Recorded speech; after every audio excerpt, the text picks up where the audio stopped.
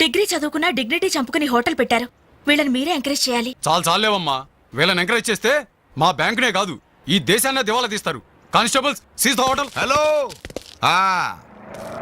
ఇలాంటి వాళ్ళని ఎంకరేజ్ చేస్తే దేశాన్ని మీ బ్యాంక్ ని దివాలా తీయిస్తారా? మరి మీరు ఎలాంటి వాళ్ళని ఎంకరేజ్ చేస్తారండి?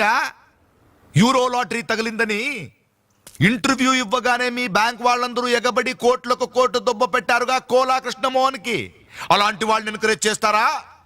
మీతో కోలాట ఆడుకుంటారు. స్టాక్ మార్కెట్ ని తలకిందు చేసిన హర్షద్ మేహతా లాంటి వాళ్ళని ఎంకరేజ్ చేస్తారా? వేల కుటుంబాల్ని రోడ్ల మీదకి తెస్తాడు. ఏ మ్యాచ్ ఫిక్సింగ్ లో కోట్ల రూపాయలు చేతులు మార్చేసి అవే చేతుల్ని క్రికెట్ అభిమానుల నెత్తిన పెట్టారే మనది గ్రేట్ క్రికెటర్స్ ఆఫ్ ఇండియా. వాళ్ళని ఎంకరేజ్ చేయండి.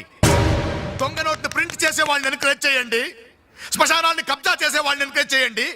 ఇంకా ఉన్నారుగా పోకు స్కాములు, గడ్డి స్కాములు, యూరియా స్కాములు, టెలిఫోన్ స్కాములు, ఆ స్కామ్ ఈ స్కామ్ వాళ్ళందరినీ ఎంకరేజ్ చేసి దేశాన్ని మొత్తం నాశనం చేయండి.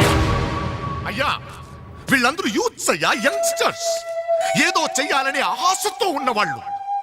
ఇలాంటి వాళ్ళని ఎంకరేజ్ చేయకపోతే ఏం చెయ్యాలో తెలియక రౌడీలు, గూండాలు, తీవ్రవాదులు, నక్సలైట్స్ గా మారిపోతారయ్యా. ఇప్పుడు అవసరం నక్సలైట్ని తెచ్చి జనజీవన స్రవంతిలో కలపడం కాదు, జనమే వెళ్ళి నక్సలైట్ స్రవంతిలో కలిసిపోకుండా చూసుకోవాలి. ప్లీజ్ యూత్స్ ని ఎంకరేజ్ చేయండి. ప్లీజ్ ఎంకరేజ్ చేయండి యూత్స్ ని.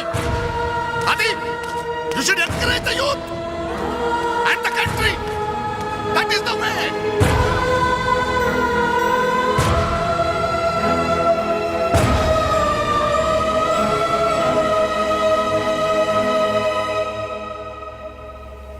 ఏంటన్నా ఇది? ఎన్నాళ్ళెల్లా కష్టపడుతూ నీ హెల్త్ పాటు చేసుకుంటావు? నేనేదో ఉద్యోగం చేస్తూ సంపాదిస్తున్నాను కదా. అమ్మా నువ్వు నా దగ్గరకు వచ్చి ఉండటానికి ఏంటి అభ్యంతరం? అదేమైనా అంటే చిన్నవాడు బాగుండాలి, చిన్నవాడు సెటిల్ కావాలని నా నోరు ముపిస్తారు. కనీసం వాడికి మీ మీద ఏమైనా సానుభూతి ఉందా? రేపు మీరు చస్తే మీ పక్క కింద చిల్లర కోసం వెతుకుతాడే గాని అయ్యో పాపం కన్నవాళ్ళు పోయారన్న కనికరం కూడా ఉండదు వాడికి.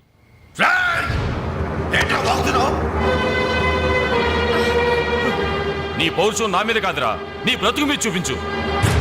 అమ్మా బాబు రోజు 10 రూపాయలు జేబులో పెట్టి పంపితే గాని మనిషిలా బ్రతకలేవు.